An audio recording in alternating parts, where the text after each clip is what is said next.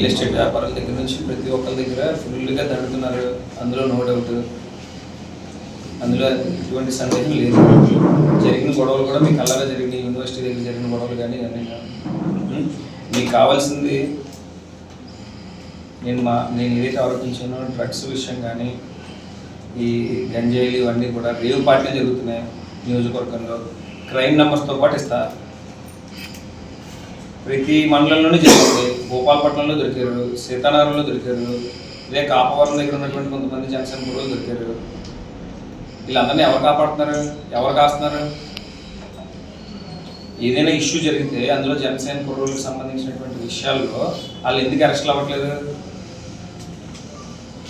వాళ్ళు ఒక నలుగురు పేర్లు ఉంటే ఇద్దరు పేర్లే పోలీసులు ఎందుకు పెడుతున్నారు? మిగిలిన ఇద్దరిని అసలు వేరే ఇన్సిడెంట్లో లేని వాళ్ళని కొత్త వాళ్ళు ఎందుకు తీసుకొస్తున్నారు?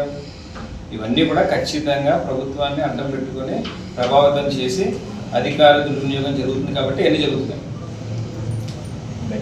అంటే తీసుకొచ్చి ప్రెస్ వాళ్ళ ముందు కూర్చోబెట్టిన చేతులు డబ్బులు పెట్టడనా? మా నిజాయితీ, మా నిబద్ధత, మాకున్నటువంటి క్యాడర్. అట్లాగా ఆయన ఫ్యామిలీతో రమ్మంటారా? అందరినీ మిగిలిన వాళ్ళతో కూడా కుటుంబ సమేతంగా రమ్మని అడుగుతున్నాం కదా.